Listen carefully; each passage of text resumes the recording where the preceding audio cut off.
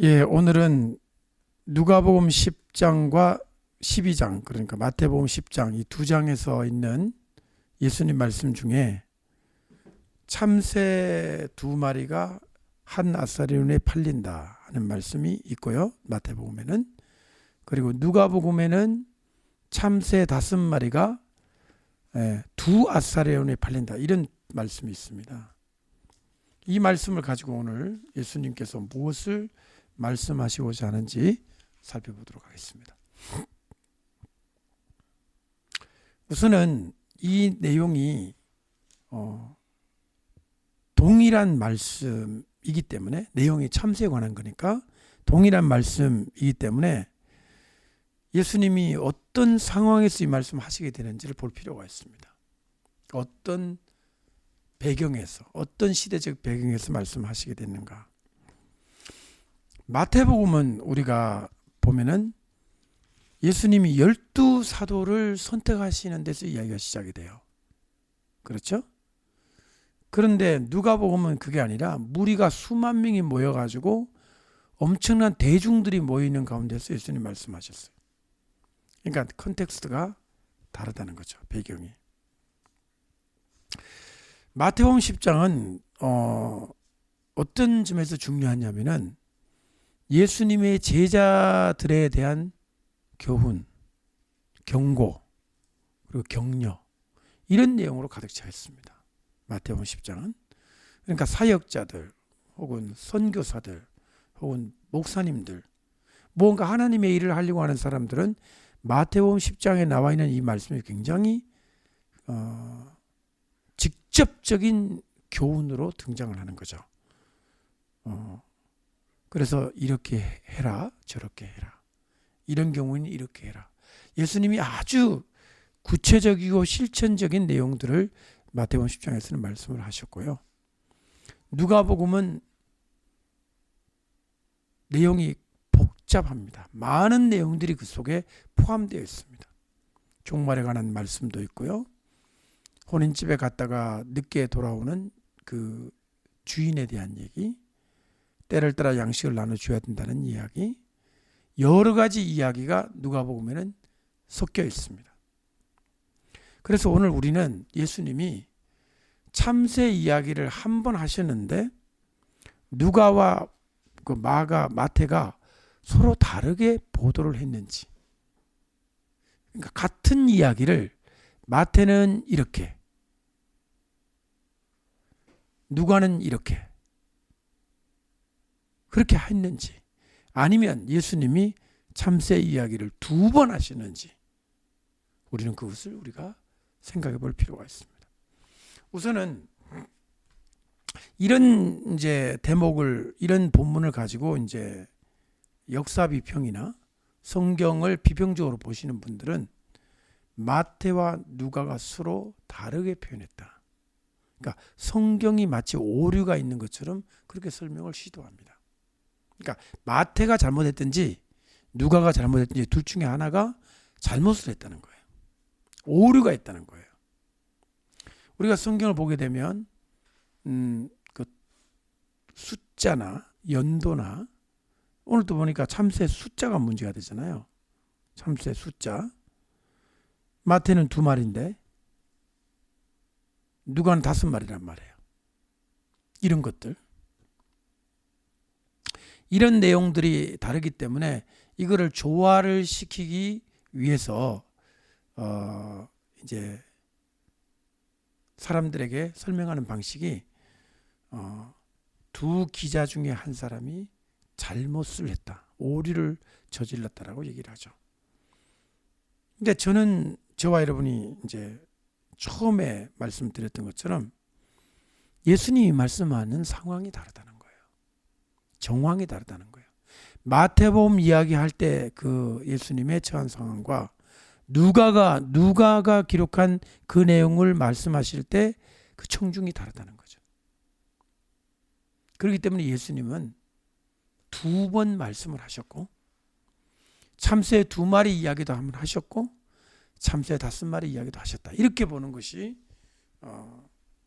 정당하다고 생각하는 것입니다. 여러분, 이와 유사한 대목이 또 하나 있는데 예수님에게 향유 있잖아요. 향유를 부은 여인에 관한 이야기예요. 향유를 부는 여인이 몇 명이냐는 거죠. 근데 한 명인데 각기 다른 내용이 달라요. 읽어보면 내용이 분명히 다릅니다. 그 장소도 다르고 여인이 한 행동도 달라요. 그래서 많은 사람들이 이게 혼란을 일으킵니다. 그러면서 하는 말이 어느 한 기자가 잘못 기록을 했다. 이렇게 이제 비평해서 얘기를 하죠. 그러나 여러분이 자세히 읽어보면, 그 본문도 자세히 읽어보면 이야기가 다른 내용이에요. 한 여자는 예수님 사역 초기에 있었던 일입니다. 예수님 사역 초기에 갈릴리에서 있었고요. 다른 여자는 예수님 사역 말기에 베다니에 있었어요. 다른 여자고 다른 장소예요. 그러니까 향유를 부은 이유도 달라요. 첫 번째 여자는 죄인인 한 여자였고요. 나중에 여자는 나사로의 여동생 마리아였어요. 나중에 이 마리아는 예수님의 장례를 예비하기 위해서 부었고요. 첫 번째 여자는 죄사함의 감격, 감사, 자기가 가지고 있는 것을 예수님의 발에 부은 거예요. 두 개 다른 거예요. 오늘도 마찬가지입니다. 오늘도 예수님의 이 참새 이야기를 한 번 하신 것을 마태는 5개, 누가는 마태는 2개, 누가는 5개 이렇게 쓴 게 아니라 서로 다른 상황에서 말씀을 하셨다는 거죠. 성경의 참새를 찾아보면 시편에 2번 나오고 찾아보니까 잠언에 1번 나옵니다. 그리고 이제 신약 성경에 이렇게 4번이 등장을 하는데 마태복음에 2번, 누가복음에 2번 그렇게 등장을 합니다. 여기 이제 재밌는 표현이 참새가 팔린다 그러잖아요. 한 아사리온에 팔린다 그러잖아요. 아사리온이 얼마 정도 되느냐는 거죠. 아사리온은요, 돈의 단위인데 로마 동전이에요. 그러니까 예수님이 살았던 시절에 사용된 동전이 히브리 동전도 있고요. 이스라엘 동전. 그 당시 히브리죠. 유대죠, 유대. 유다 지역에서 통용된 동전이 있습니다. 예를 들면 문화 같은 거. 그 다음에 데나리온이라고 하는 헬라 동전도 있어요. 근데 로마 동전, 오늘 나오는 이 아사리온은 로마 동전이에요. 이 로마 동전을 굳이 그 가격대로 비교를 하자면 16분의 1 데나리온이에요. 그러니까 그 어림잡아 노동자 한 사람의 품삯이 데나리온인데 그것에 16분의 1로 나누어 봤어요. 10만 원이라고 생각을 하고 나는 보니까 6,250원이에요. 이게 이제 한 아사리온이에요. 그러면 흥미로운 사실은 참새 2마리를 시장에서 살려면 한국 돈으로 한 6,200원 정도를 주면 참새 2마리를 살 수 있다는 거죠. 참새를 뭐 하려고 살까요? 여러분 참새를 드셔보신 적 있으세요? 참새고기. 저는 어릴 때 참새고기를 봤어요. 먹진 않았어요. 저는 고기를 못 먹기 때문에. 하지만 참새를 구워가지고 사람들에게 파는 그 아저씨를 제가 본 적이 있어요. 그리고 그 공기총을 가지고 참새를 잡는 분들도 많이, 그건 여러분 아실 거예요. 참새를 왜 잡도록 허락했냐면 이 그 농업에 벼를 수확하는데 이 참새들이 자꾸 벼를 먹기 때문에 참새 잡는 거를 사냥을 허락을 했습니다. 그러니까 지금부터 2000년 전에 이스라엘 땅에 참새를 이제 생각해 보자는 거죠. 첫 번째는 이 참새가 한국 참새와 같은 새냐라는 생각을 해볼 필요가 있습니다. 그러니까 참새 모양, 우리나라 참새하고 모양이 닮았지 정말 학명이 우리나라 참새가 이스라엘에도 있어서 그것이 벼를 쪼아먹고 있었다, 이렇게 봐야 할 것인지, 아니면 우리나라 참새와 가장 근접한 참새가 있어서 그거를 참새로 했는 건지, 이거는 아마 좀 더 공부를 해봐야 될 것 같습니다. 그런데 이왕 공부한 김에 제가 좀 더 보았습니다. 누가복음 그 12장에 보면 길 갈 때 화해하라, 한 푼도 갚기 전에 못 나온다 그러죠. 한 푼. 이 한 푼이요, 그냥 막연한 돈의 단위가 아니라 실제로 그 당시 사용되었던 돈의 단위라는 겁니다. 푼. 이 한 푼이요, 고드란트인데요. 이 고드란트는 4분의 1 아사리온입니다. 그럼 결국 이걸 이제 아사리온 6,250원을 이제 4분의 1로 나누면 1,500원이 되는 거예요. 근데 이거보다 더 작은 단위가 있습니다. 바로 그것이 뭐냐면 과부의 2랩돈이에요. 랩하고 돈이 아니에요. 랩톤이라는 돈이 있었다는 거예요. 우리는 랩돈 하면서 랩이라는 단위에 돈이 있었구나. 랩하고 돈 아니에요. 랩톤을 우리말로 번역한 게 랩돈이에요. 랩톤.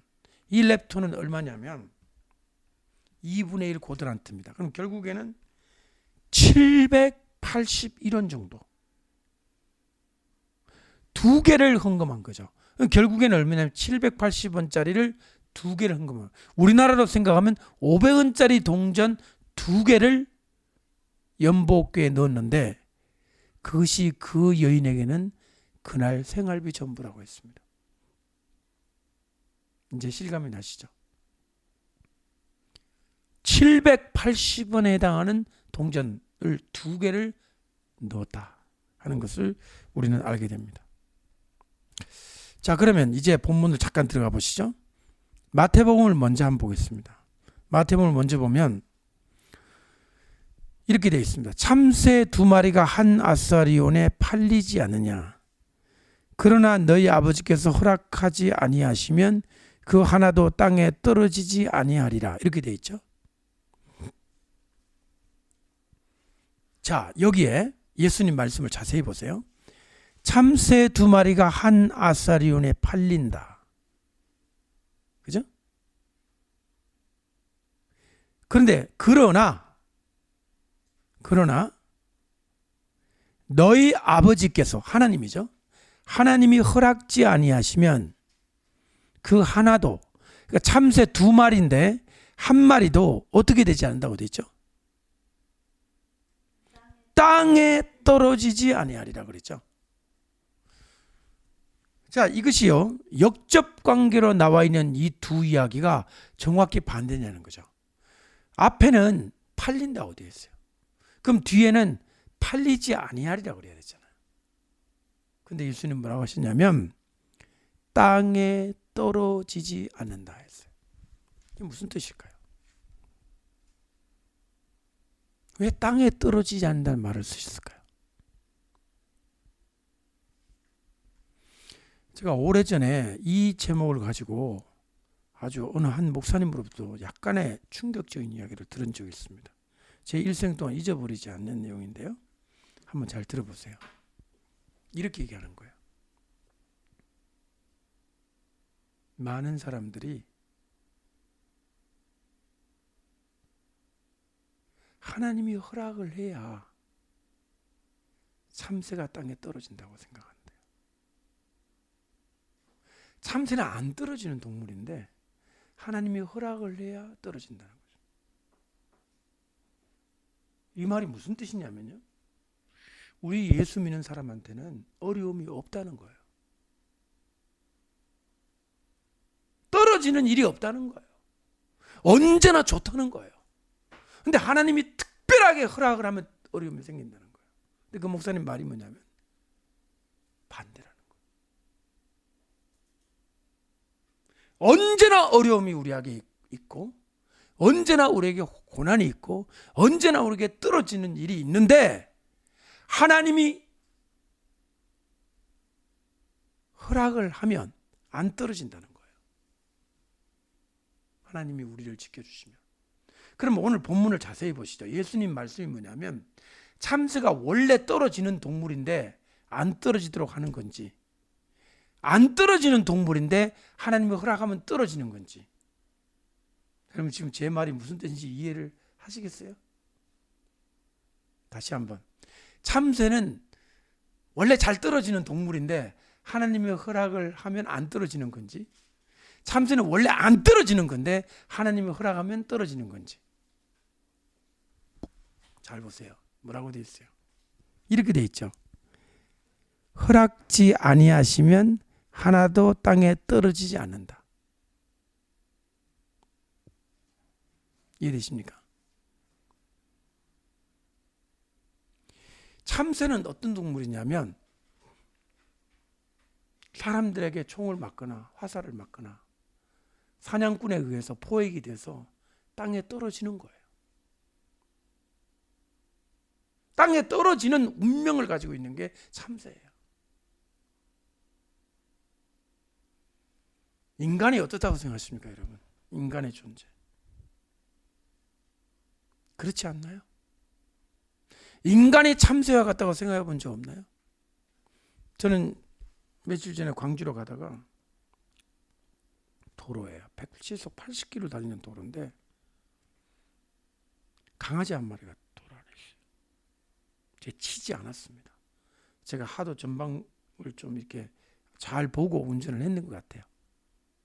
근데 지나오고 나면서 걱정이 됐습니다. 나 말고 다른 차들에 의해서 치일까 봐.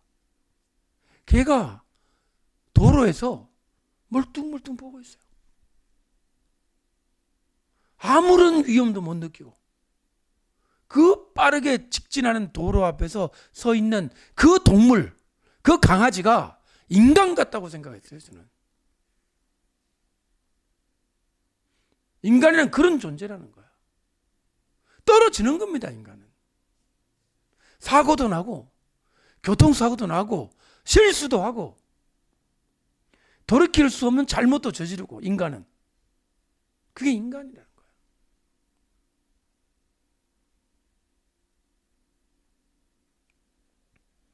지금 대한민국 전체가 지금 거대한 참새들이 가득 타고 있는 지금 배 안에 있다고 생각을 해보세요. 참새가 5천만 마리가 지금 있어요. 근데 배가 가고 있어.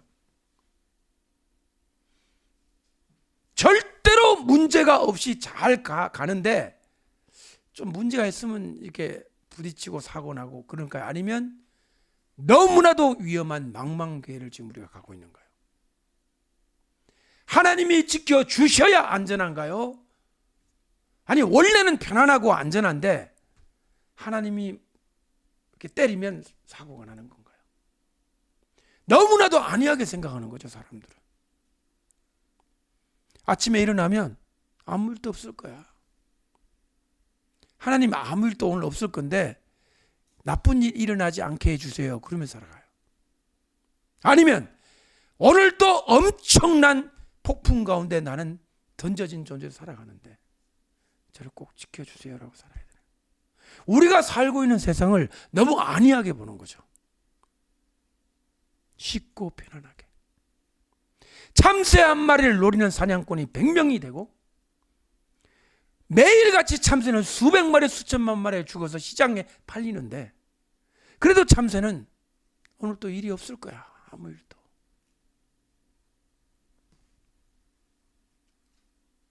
떨어지는 것이 참새의 길입니다.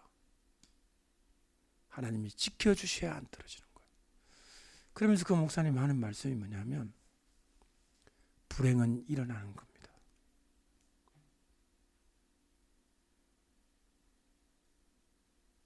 그 목사님이 누구인지도 잊어버렸어요. 그 목사님 왜 그런 말을 했는지도 잊어버렸어요. 단 내가 머릿속에 기억나는 건 뭐냐면 그 목사님이 그 말을 하는 이유가 뭐냐면 그 교회 성도 중에 하나가 큰 어려움을 겪었는데 너무 억울해 하더라는 거예요. 왜 나만 이런 걸 당하느냐는 거죠. 다른 사람들은 다 괜찮은데 왜 나만 이런 어려움을 당해서 내가 이렇게 슬픔을 당해야 되는지 분노와 원망과 하나님은 안 계신다까지 가더라는 거예요. 그래서 이 본문을 인용하더라는 거예요. 왜 나 참새를 떨어지게 했냐는 거죠. 안 떨어지는 건데 원래. 그래서 그분이 하는 말씀이 이거였어요. 저보고 목사님, 참새는 떨어지는 존재입니까? 안 떨어지는 존재입니까? 인간이란 어떤 존재입니까? 굉장히 철학적이잖아요. 인생을 바라보는 관점이잖아요. 내 앞에 시속 80km로 달리는 그 차 앞에 눈 두눈 멀뚱히 나를 바라보고 있는 내 눈이 마주쳐서 그 강아지하고 간발의 차를 옆으로 비껴갔어요. 틀림없이 죽었을 거예요. 살 수가 없어요. 요즘 보면 차도 차한테 바치잖아요. 세워놓으면 그 큰 물체도 받아버리는 게 그 교통사고인데 그 강아지가 큰 것도 아니에요. 조그만 강아지가 거기 서 있으면 됩니까? 나는 그게 인생이라고 생각해요.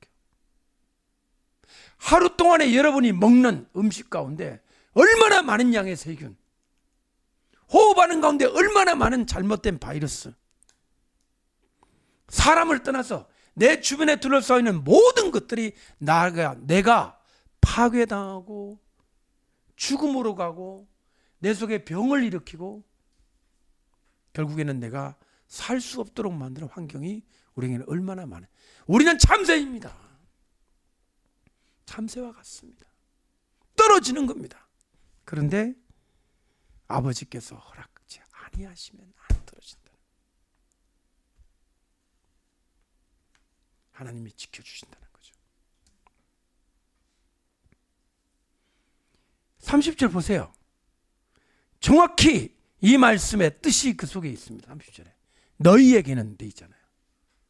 그렇게 불안한 삶을 살고 있는 인간이지만 너희에게, 예수님의 제자들이죠, 특별히 예수님의 말씀을 따라 행하는 복음 전도자들을 연상시키면 될 것 같습니다. 너희에게는 머리털까지 다 세신 바 되었다. 언젠가 한번 제가 이 머리털 공부를 제가 했습니다. 머리털 얘기했잖아요, 그죠? 그때 기억나시죠? 머리털 하나 상하지 아니하리라. 그 뜻이 뭐라 그랬죠? 머리털이 뽑힌다는 뜻이 아니라 성도의, 쉽게 말하면 체면을 구기지 않게 하나님께서 보호하신다, 그런 뜻이라는 거죠. 오늘 이 머리털은요, 일단 이게 여기는 머리털 하나잖아요. 머리털 그잖아요. 그리고 이 머리털이 단순지 복순지 표현이 안 돼 있죠. 머리털들이죠, 당연히. 그럼 우리말까지는, 우리 한국말로 약간 어색하긴 해도 머리털들이라고 해주면 정확한 번역이죠. 근데 한국말로는 머리털들 안 그러잖아요. 머리털 하면은 털 안에 이미 복수가 들어있잖아요. 머리털 한올 하면 그 싱귤러가 되고 단수가 되고, 머리털 하면은 그냥 들 없어도 복수로 우리는 받아들이기 때문에 넘어가죠. 그런데 이 아람어 본문은 어떻게 됐냐면 이렇게 되어 있습니다. 제가 그대로 읽어드릴 테니까 들어보십시오. 머리통에 붙어있는 머리털의 머리털들을 다 세셨다. 세 단어가 나오는 거예요. 머리라고, 머리통, 제가 표현이 죄송합니다. 헤드가 일단 나와요. 헤드. 머리통. 통이라는 말은 약간 속된 표현인데 그래도 머리 구조물이라고 할 수는 없잖아요. 하여튼 머리통입니다. 머리통이 있고요. 그 다음에 싱귤러 털, 단수 머리털이 있어요. 머리통 위에 단수 머리털이 있고 그 위에 머리털들이 있는 거예요. 아니 아람 사람들은 왜 이렇게 머리털을 이렇게 복잡하게 표현했을까 제가 궁금해했습니다. 우리는 그냥 머리털 하면 되는데, 그죠? 머리통이 있고 머리통에 뿌리를 내린 머리털이 있고 그 머리털이라고 하는 존재 위에 개개 한 올 한 올을 표현하는 머리털들이 있는 거예요. 이거를 어떻게 하셨냐면요, 다 새신바 되었다. 여러분, 이게 뭐 우리나라 말로는 이게 능동태로 표현되어 있잖아요. 이게 수동태예요. counted, numbered. 넘버는 무슨 뜻이냐면요, 넘버, 남바를 붙이는 거예요. 남바, 넘버라는 이 명사를 동사로 쓰게 되면 수를 헤아리다, 남바를 붙이다, 라벨을 붙이다는 뜻이잖아요. 제가 지금 여기 종이 하나 붙여놨잖아요. 이 종이 위에다가 이걸 붙여서 이 한 장 중요한 대목을 이렇게 표현을 해놨잖아요. 쉽게 말하자면 우리 머리털을 하나하나 다 세셔가지고 하나하나 다 남바를 붙여놨다는 거예요. 그래가지고 아침에 일어나면 몇 번이 빠졌다.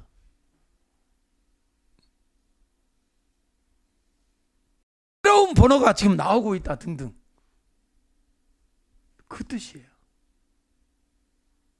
하나님이 너희 머리털을 번호를 매겨가지고 다 세워놓았다. 자, 이 말과 떨어지지 아니하니라는 말 사이에는 어떤 인과관계가 있습니까? 그러니까 참새가 떨어지지 않도록 참새 발가락, 참새를 쏘고 있는 포수, 이 모든 상황을 컨트롤하고 계시는 거죠. 그러니까 안 떨어진다는 거죠.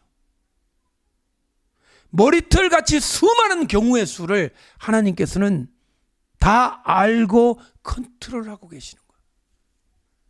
지금 우리나라의 남북 정상회담, 북미 정상회담을 고차 방정식이라고 하더라고요. 고차 방정식.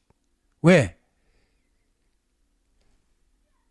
남한, 북한, 일단 두 나라, 그게 중국, 미국, 일본, 러시아까지 6차 방정식이에요. 전부 이해관계가 다 얽혀 있단 말이에요. 이거를 전부 컨트롤하고 전부 다 아시는 분이 하나님이시죠. 참새와 같은 이 나라를 떨어지지 않게 하실 분은 하나님이시라는 거예요. 대통령이 아니라, 누구가 아니라, 만나자 그래가지고 슉 갔다가 만나가 슉 오고 하는 그런 사람이 아니라,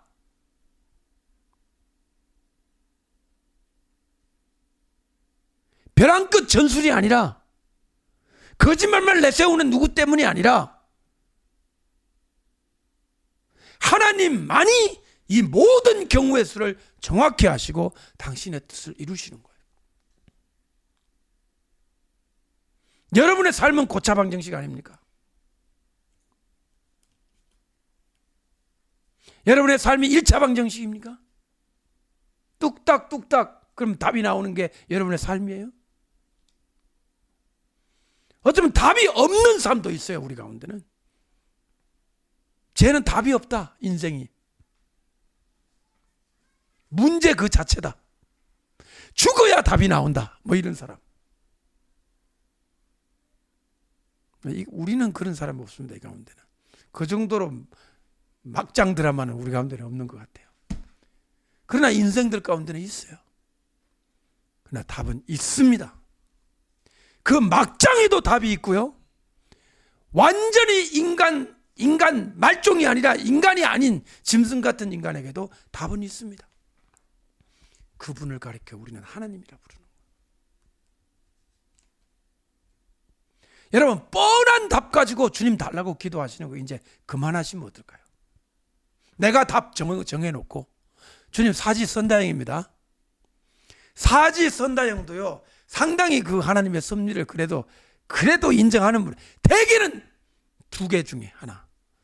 주님 양당 간의 결단을 내려주시죠. 참 얼마나 이거는 하나님을 하나님으로 대접 안 하는 행동인 거 아세요? 저 낫게 해주시든지 하늘나라 불러가시든지 양당을 결단해 주세요. 오만하게 짝이 없는 인간이에요.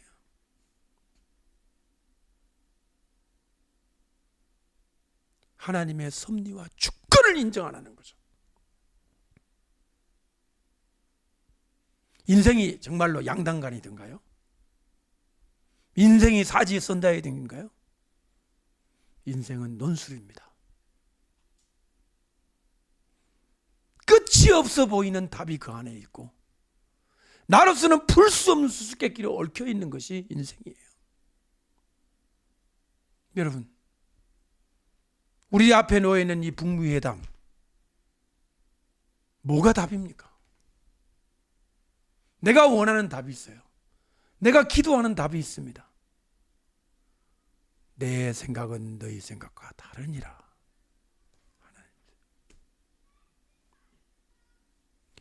이번에 제가 광주 가서 한 사람이 죽은 장소를 갔다 왔어요.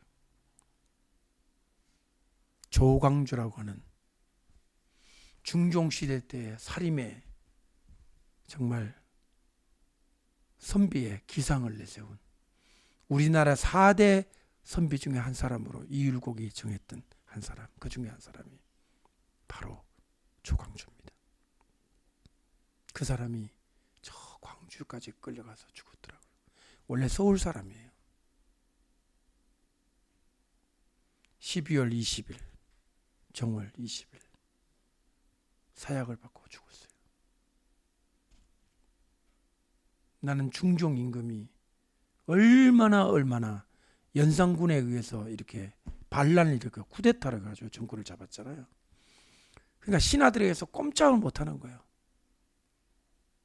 정말 그 총명했던 한 선비 한 사람, 조광조뿐 아니라 많은 사람을 죽음으로 내몬 그 악당들, 악한 사람들의 꼬임에 넘어간 현명하지 못한 임금의 모습을 저는 보고 가슴을 쳤습니다. 마지막 조광주가 붓을 들어 죽기 전에 쓴 글귀가 있어요. 지핀목을 주면서 한마디 쓰고 죽으라고. 사약을 받기 전에 쓴 글이 뭔지 아세요? 애군요 애부라고 그랬어요. 임금님을 사랑하는 것은 아버님을 사랑하는 것과 같습니다. 우국녀 우가라고 그랬어요. 나라를 걱정하는 마음이 집을 걱정하는 것 같습니다. 그는 원망하지 않고 죽었어요. 죽으면서 이씨 안 그랬어요. 선비들이 죽을 때는, 사약을 받을 때는 저 한양에서 여기까지 이거 갖다 주신 임금님 감사합니다. 북쪽을 향해 절을 하고 그거를 선물처럼 마시고 가는 거예요. 근데 죽고 난 다음에 어떻게 된지 아세요? 죽은 조광주는 공자묘에 문묘에 배양이 되어서 역대 모든 임금들이 다 그에게 절을 하게 됩니다.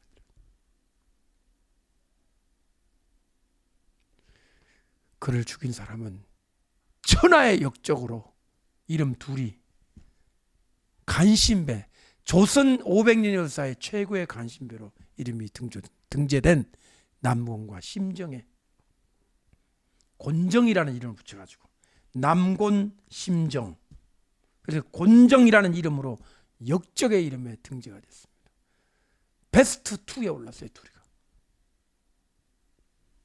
죽은 사람만 서럽다고 하겠지만 복음 때문에 죽은 건 아니지만 전 조광주의 그 사약 맞고 죽은 자리에서 전 순교를 생각했어요. 하나님 모르고 예수님 몰라도 왕들이 굽혀 절을 해야만 했던 선비의 기상인 조광주라면 우리가 죽고 난 다음에 예수님은 우리를 얼마나, 우리는 죽은 무덤이 아니잖아요.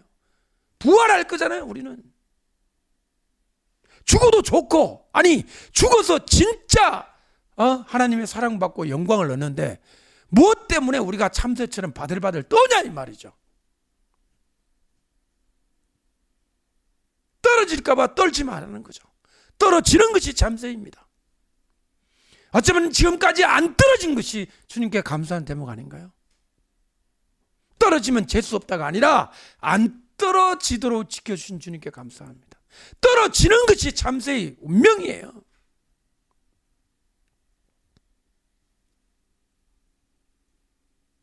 여러분 집에 자식 죽은 적 있어요? 우리 집에도 물어보고 싶어요. 우리 이 자리에 계신 여기 누구 하나 죽은 거 없잖아요. 집집마다 가보세요. 자식 죽고 가슴에 묻고 사는 엄마 아빠들이 없는지. 그런 거 없다면 인생 아프다 그런 말을 하면 안 돼요. 낭만적인 고통, 슬픔 얘기하지 말라고요. 멀쩡한 자식 먼저 앞세우고 살아가는 부모도 있다 이 말이에요. 그것도 하나가 아니라 둘, 셋씩.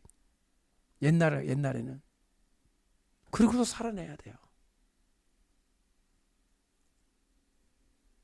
참새는 떨어지는 것입니다. 하나님이 지켜주셔서 안 떨어진 거예요.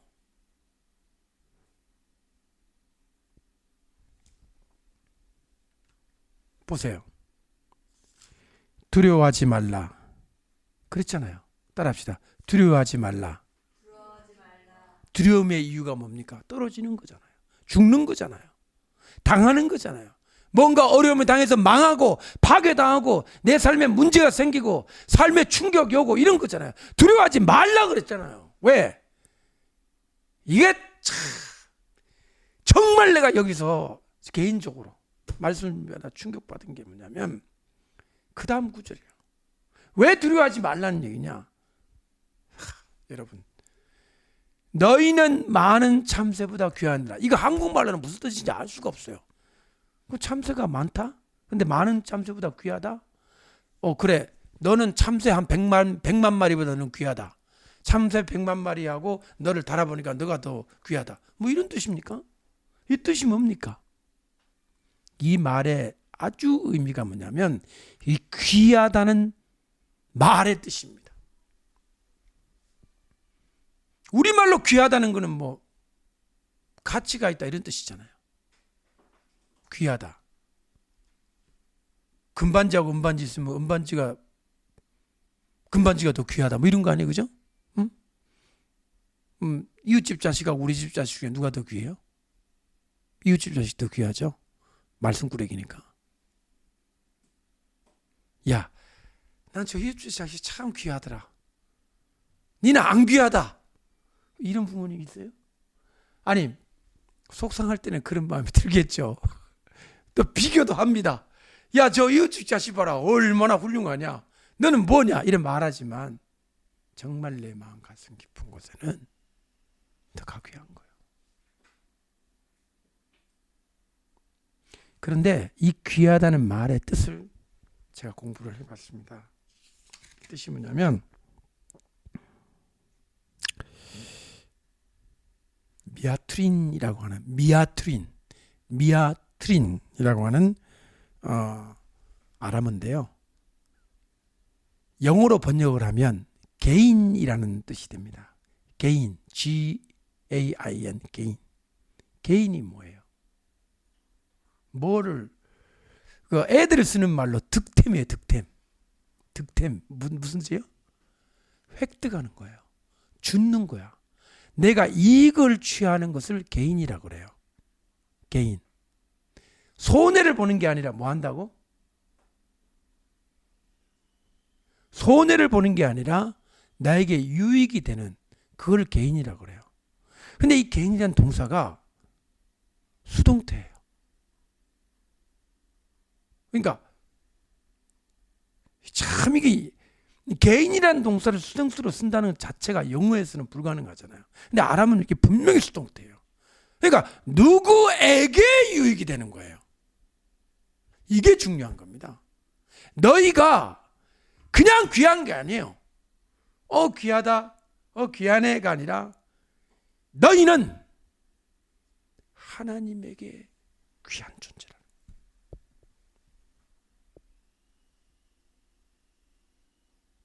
여러분 그렇게 생각해 보셨어요? 저는 솔직히 이런 기도할 때 많습니다. 주님, 제가 사람에게는 이런저런 칭찬도 듣고 존경도 받는데요, 하나님한테는 제가 좀 가치가 너무 없는 것 같아 죄송합니다. 무가치는 아닌데요, 기대한 만큼 못 해드리고 있는 것 같아서 많이 마음이 아파요. 저는 그렇게 말할 때도 있어요, 주님 앞에. 그리고 마음속에는 가득해요, 그게. 근데 주님 뭐라고 말씀하세요? 야, 너희들이 나에게는 참으로 귀중한 존재예요. 단어 그대로, 문자 그대로 번역하면 너희들이야말로 나에게 큰 유익이 되는 존재야. 유익. 하늘나라에 없어서는 안 될 존재고, 너희들이 있으니까 그나마도 하나님이 기쁘시다, 이런 뜻까지 포함되어 있는 거야. 그러니까 붙잡아 준다는 거예요. 그러니까 그 자체로서의 가치와 뭐 금이다 은이다 번쩍번쩍하다는 게 아니라 하나님에게 소중하다는 거죠. 20만 명의 북한 성도가 누구에게 소중합니까? 저 김정은 씨에게 소중합니까? 김정은 씨는 아주 고통 덩어리죠. 저것들 다 없애야 되는 거예요. 죽여버리고 싶겠죠. 남한 대통령에게 소중합니까? 무슨 근심거리라도 됩니까? 이승만 대통령은 이런 말을 했습니다. 미국에게. 이 조그만 나라의 군대 안 보내고 싶으시겠지만 북한에는 크리스찬들이 있습니다. 당신들이 군대 안 보내면 하나님을 믿는 저들이 다 죽습니다. 하나님을 믿는 저들을 구해주세요. 아세요? 이승만 독재자라 그러고 부정선거하라 그러고 쓸쓸히 하와이에서 죽어간 부패하고 타락된 정치인의 대명사로 알려져 있는 그 이승만 대통령이 신앙을 들고 미국에 요청을 했습니다. 저들을 죽게 두시렵니까? 신앙의 양심에 불을 질렀어요. 오늘날 지금 북미, 오늘날 이 남북, 이 남북한 이 모든 평화, 뭐 정전 어쩌고 저쩌고 여기에 이런 이슈가 있냐는 거죠. 하나님이 있습니까? 신앙이 있습니까? 저들을 구해야 된다는 게 있습니까? 없습니다. 죽든 말든 상관이 없어요. 누가 관심을 가집니까? 그래서 우리는 우울합니다. 하나님도 그러신가요? 하나님은 20만 명 성도들의 머리털 남바까지 다 헤아리시고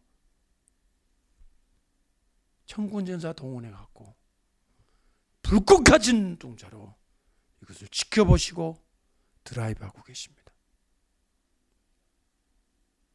뉴스 보고 너무 낙심하지 마시고 보이지 않는 하나님을 바라보고 담대하시라고요.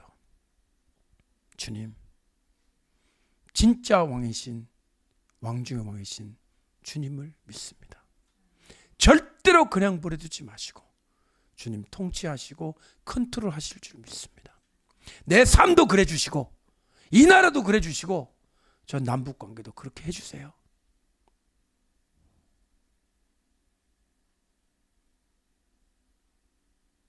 너희는 많은 참새보다 유익하다. 정말 저는 여러분의 존재가요 때로는 작아질 때가 있어요. 내가 너무 작아. 내가 너무 무가치하게 느껴질 때가 있어요.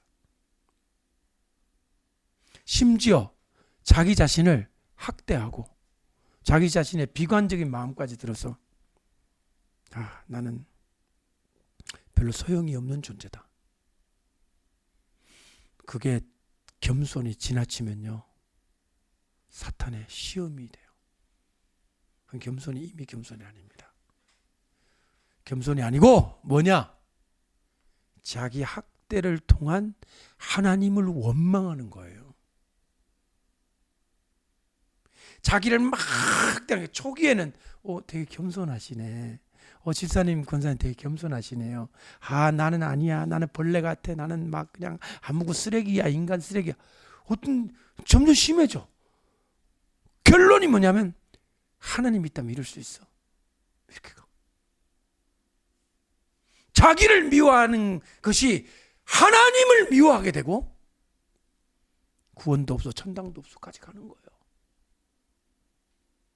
진정한 겸손과 거짓 겸손의 차이가 여기에 있어요. 진정한 겸손은 하나님께 대한 감사가 기반이 되어 있어요. 감사가 기반이 되어 있기 때문에 비관, 좌절, 슬픔 이런 영성이 아니라 마음의 여유가 있습니다. 여러분 아프세요? 몸이 아프면 우울해지죠. 힘드니까. 근데 제가 깡패 영화를 하나 봤어요. 깡패 영화 친구 2. 깡패가 그러더라고요. 젊은 깡패한테 늙으면 아픈 낙으로 사는 거야. 우리는 깡패보다 못한 거예요.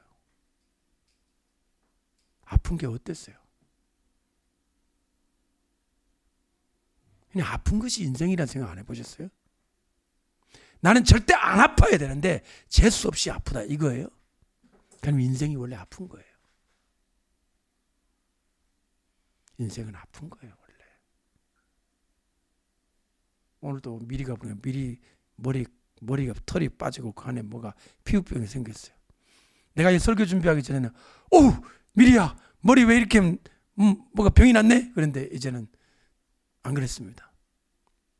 아픈 것이 인생이고 또 개의 견생이다. 아픈 거예요. 마음도 아프고 몸도 아프고 그러면서 살아가는 거예요. 그러면서 하나님을 찾는 거고.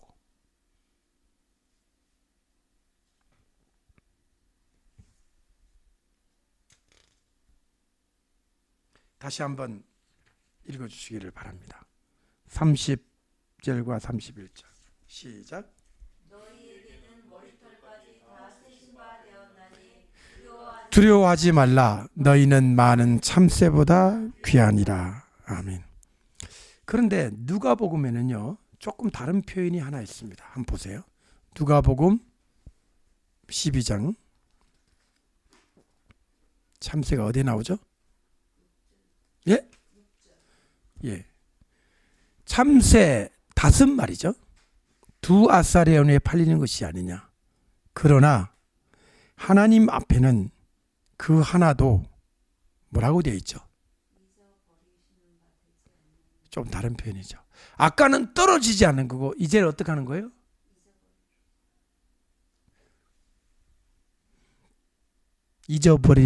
잊어버리시는 바 되지 아니하는도다. 자, 지금 이 상황은요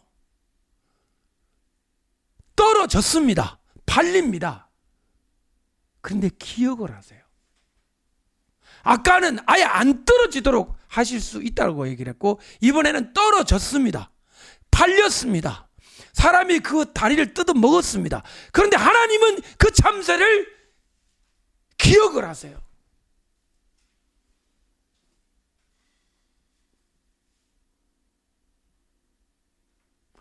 말씀 맺으면서 일본의 엔도 슈사쿠가 쓴 침묵이라는 소설에 그런 내용이 나오죠.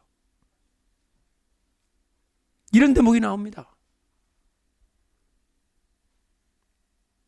누가 너를 기억해 주냐고. 순교를 할 때 벼락을 치고 천둥이 치고 세상이 반쪽이 나야 되는 거 아니냐고. 이렇게 죽고 가는데 아무 일도 일어나지 않고 너는 잊혀졌다. 아무도 기억하지 않는다. 들어보세요. 아무도 기억해 주지 않기 때문에 순교할 수가 없더라는 거예요. 여러분들 참, 그죠? 사람들이 보고 있는 주목의 대상이 되면 순교도 할 만한데, 구석에서 얻어맞다가 쓸쓸히 어느 동물처럼 죽어가는데 아무도 몰라주는데 이게 무슨 의미가 있느냐? 그 앤더슈 침묵의 마지막 순교를 할 수 없게 만드는 최고의 유혹은, 템테이션은 망각이라는 거예요. 너의 죽음을 아무도 기억하지 않는다는 거죠.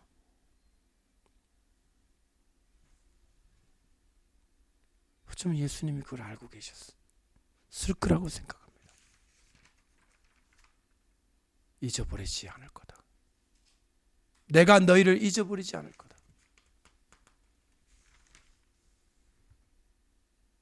떨어지지 않은 게 최고 좋죠. 우리한테는, 몸으로는 안 떨어지니까. 떨어져서 팔려서 죽어서 정말 희생을 당해도 내가 너를 잊어버리지 않겠다고 하시는 주님의 말씀 앞에 어떤 생각을 하게 됩니까? 여러분, 저를 보세요. 부모는요, 자식의 기억 속에서 살아갑니다.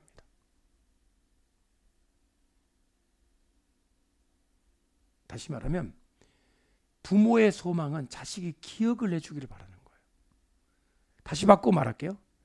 자식에게 잊혀진 부모는 불행한 부모예요.